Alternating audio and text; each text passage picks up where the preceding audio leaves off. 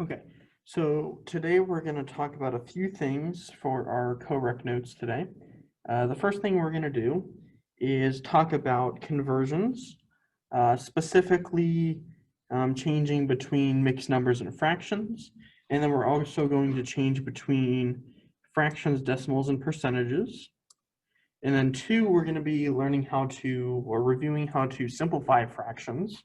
So maybe the fraction isn't, in the lowest form where we have coprimes, right? Where we have the top and the bottom don't share any factors.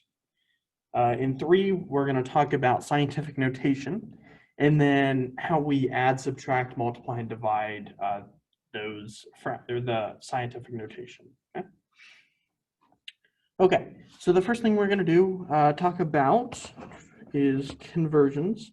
So if I wanted to change a mixed number, so let's say maybe I have a mixed number, let's say 2 and maybe 3/5. Okay, if I want to change that into a fraction, what I need to do is I need to get rid of this whole number 2 over here, and I need to change it into this over here, right? So what I'm going to do is I'm going to say, well, this is over 5, right? And how many over 5 do I have? Well, I already have 3, right? But then I need to add this 2. Well, how many parts do I have in 5 for 1, right? So 1 is the same thing as 5 over 5, right? 5 divided by 5 is 1. Well, how many whole twos, is in this fraction 5? Well, 2 should just be 10 over 5, right? 10 divided by 5 is 2. So what I need to do is I need to add that 10 in the numerator, right? So I have 3 plus 10 divided by 5. Simplify the top, we get 13 over 5, right? So that's our fraction, changing from this to our improper fraction, right? So another example I could have, maybe I have, let's say 3 and a half. If I want to change that to a fraction, well, I have 1 over 2, right? And then I have to add, well, 3 times 2 is 6, so 6 over 2 is the same thing as 3. So I add 6 on top, and I end up with 7 over 2, right? So that's my fraction for that one. So these are equivalent statements, or they're the same thing. All I'm doing is just changing it to an improper fraction, okay? Okay, so that's part A, right? Part B, I want to change fractions to decimals and decimals to percentages, right? So how can I do that? Well, what I can do is, let's say I have this fraction. Let's say I have this 7 over 2, and I want to change that into a decimal. Well, what I can do is just divide that in my calculator, right? Because this 7 over 2 is the same thing as just 7 divided by 2, right? If you do that on your calculator, 7 divided by 2, you get that's equal to 3.5, right? So we change it from a fraction to a decimal. But now I say, I want to change that decimal into a percentage. So how do I do that? Well, to change any decimal into a percentage, you just need to multiply by 100%, right? So all multiplying by 100 is doing is it moves the decimal place 2 to the right, right? So then I have 350, right? Because 3.5 times 100 is 350. And then I just tack on that percent sign at the end. So 7 divided by 2 is the same thing as 3.5, which is the same thing as 350%. Okay? So all I'm doing for every single one of these, on your homework, is I just have the fraction, right? I'm changing that into a decimal, changing the decimal into a percent. So one thing that I'll let you do is I'll kind of make this as like an exercise. I'm going to have the fractions in the first row, the decimals in the second row, and the percentages in this last row. Okay? So I'm going to give you a few fractions, a few decimals, a few percentages to figure it out. And then you just fill in the chart, right? So in this first example, maybe I have 1/2, and I want you to convert that into a decimal and into a percent. For my decimal, maybe I'll say 0.3, 3, 3, 3, and so on, right? So 0.3 repeating. So 0.3 repeating is going to be the second one that I want you to do. And then for my percentages, maybe I have 150%. Okay. So go ahead and pause the video now, and then just fill in each of these rows with what's equivalent to each one. Okay, so I'm assuming you paused it and tried it yourself. So as a fraction, if I wanted to do that in my calculator, 1 divided by 2, I get 0.5 for my decimal. 0.5 is a percentage, you should get 50%. Okay, so if I'm looking at 0.3 as a decimal, well, I know that is 1/3, right? 1 divided by 3 is 0.3 repeating. If I wanted to change it to a percentage, I just need to move the decimal place over twice. So I get 33.3 repeating percent, right? Okay, and the last one, from a percent to a decimal to go backwards, I just need to divide by 100, and then I drop off the percent sign. So 150 divided by 100, we get 1.5. And then as a fraction, 1.5 is what, 3/2, right? 3/2, or if you want a mixed number, it's 1.5. Okay, so part 2, simplifying fractions. All we're doing here, when we have a fraction, is we're just trying to divide the top and the bottom by the highest number that can divide both numbers exactly, right? And so what I mean here is, let's say I have a fraction of maybe 2/4, and I say simplify this fraction, right? Well, I see that 2 is definitely the biggest number that can divide both the top and bottom, and they come out whole numbers, right? So if I divide the top by 2 and the bottom by 2, well, 2 divided by 2 is 1, and 4 divided by 2 is 2, right? So if I simplify 2/4, I end up with 1/2. So what about another number? Maybe I have something like 24 over, let's say 108. And maybe, let's say maybe I don't know what the biggest factor is, right? That might divide both the top and the bottom evenly. So what I can do is, instead of taking the biggest one, what if I just divide the top and bottom by 2? So I see this ends in a 4 and this ends in an 8, right? So they're both even. So I know I can definitely divide both by 2. So let's do that. If I divide both by 2, I get what? 12 over 54? Yeah. So I get 12 over 54, right? And I'm like, wait a second, this is even again, right? So I'll just divide by another 2. So I get 6 on the top, and I get 27 on the bottom. Okay? Well, now I have a problem, right? So they're both not even, so I know I can't divide by 2 anymore. So the question is, can I divide by anything else? Well, I know that the top, I see that 6 is divisible by 3, right? And I also know that 27 is divisible by 3.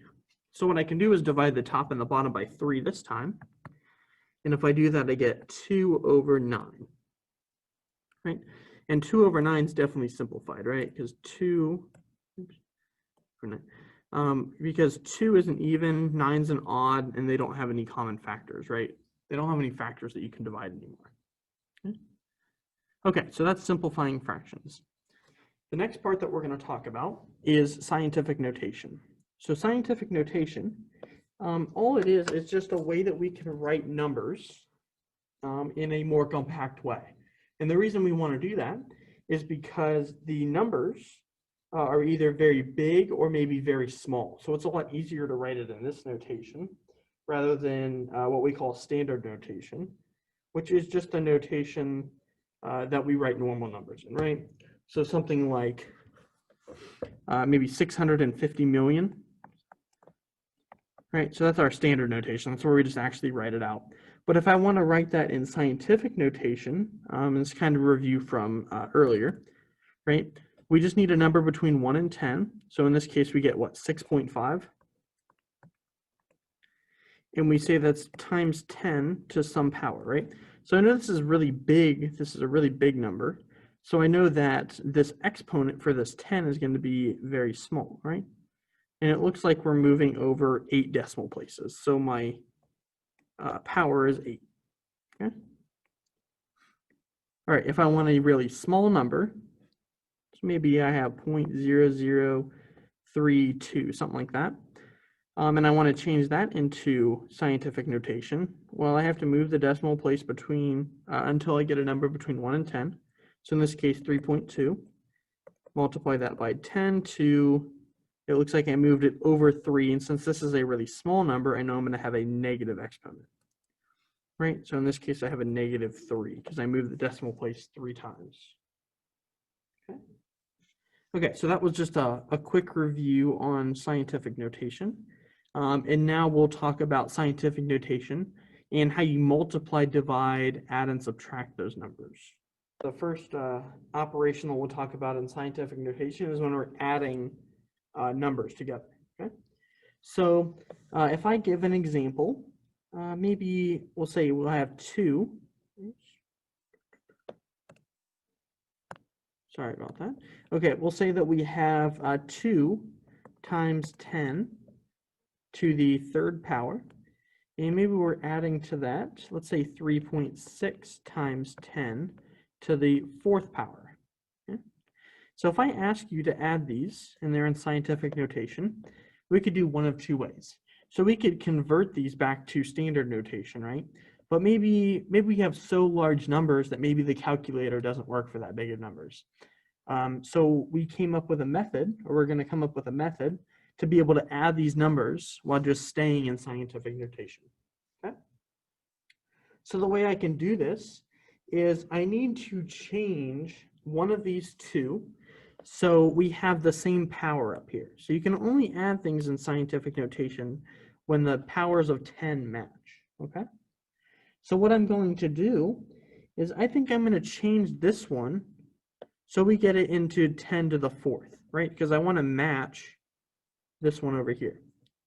So the way I'm going to do that is I'm going to say, well, I can move this decimal place, right? So just like we're changing our powers or going from standard notation to scientific, I can change the location of that decimal place to be able to change the size of this up here. Okay? So I'm going to move this to the left 1, right? So 0.2. And I'm going to say that's times 10. And since I made this smaller by 1 place, the exponent of 3 has to get bigger by 1 place. So I get 10 to the 4th. Right? And then if I wanted to go the other way, so if I wanted to make this a 20, then this would get smaller by 1, the 3. But anyway, so I have 0.2 times 10 to the 4th. I'm adding to that 3.6 times 10 to the 4th. Okay. So now that I have them both in the same exponent, what I can do is I can just add the integers out front, or not the integers, the numbers rather. So I can say, well, I have 0.2 plus 3.6, right? And since they're both 10 to the 4th, I can say that I can just times this by 10 to the 4th. Right? So I'm just multiplying that by 10 to the 4th. So if I have 0.2 plus 3.6, I get 3.8. multiplied by 10 to the 4th. Right? So that's all I'm doing here with scientific notation. I'm just adding stuff together. Okay. What if I gave you another example, but maybe instead of ending up with that 3.8, maybe we end up with, I don't know, maybe we end up with 38 there times 10 to the 4th. Right, so maybe we get another answer that's 38 10 to the 4th. Well, that's not in scientific notation anymore, right? So we need to change this into scientific notation. So I'm going to move this decimal place over. So I get 3.8 times 10 to the 4th. Or sorry, not to the 4th. We need to change that, right? So we made this smaller by 1. We made 38 smaller by 1 decimal place. So we have to make the exponent bigger by 1, right? So we get 38 times 10 to the 5th power. Okay, subtraction is going to work the same way. So we'll just go with the same problem since we know how to convert them. I'm going to say, well, I have 3.6 times 10 to the 4th, and I'm going to subtract 0.2 times 10 to the 4th. Right? So if I do that, well, we just do 3.6 minus 0.2, so we get 3.4. And that's multiplied by 10 to the 4th power, right? It's because we have the same exact power of 10. Okay, So that's addition and subtraction, right? So we just add, we have to get the same exponent, subtract, same thing, and then we just subtract the numbers in the front and keep the same power. And then you might have this case of having to convert it back into scientific notation. Okay, so now multiplying and dividing scientific notation. What we're going to do is I'm going to give you another example. So maybe I'll just use the same numbers as addition and subtraction. I'll just go back to my original example. So if I have 2 times 10 to the third power, and let's say I want to multiply that this time by 3.6 times 10 to the fourth power. Okay, so if I want to multiply these, all I need to do is multiply the numbers out front and then add the exponents for the powers of 10. Okay? So if I do that, if I multiply 3.6 by 2, we get what, 7.2? And that's multiplied by 10 to the 3 plus 4, which is 7. Okay? And it's easy as that. That's all you have to do to multiply. You still have a similar problem if you get a number over here that's bigger than 10, right? You still have to convert that into scientific notation. But that's all the steps, right? So you just multiply the numbers, you add the exponents and get your answer, right? And you might have to simplify. Okay, what about dividing? Well, if I'm dividing, so let's say I have 3.6 times 10 to the fourth power, and I want to divide that all by 2 times 10 to the third power.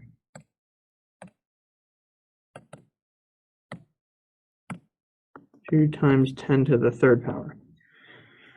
Well, you might see something just like the opposite of what we did with multiplying, right? So instead of multiplying the two numbers out front, we're going to divide these two numbers. And then instead of adding the exponents, we're going to subtract the exponents. Right? So our new number should be 3.6 over 2 multiplied by 10 to the 4 minus 3 power. Right? If I do that, we get 3.6 divided by 2, which should be divided by 2. Get 1.8. Right? And then 4 minus 3 is just the first power, right? So we get 1.8 times 10 to the first power. Right? And in this case, we didn't have to simplify, but you always want to make sure this number is between 1 and 10. Okay. So that'll conclude the notes for today. If you have any questions, feel free to email me.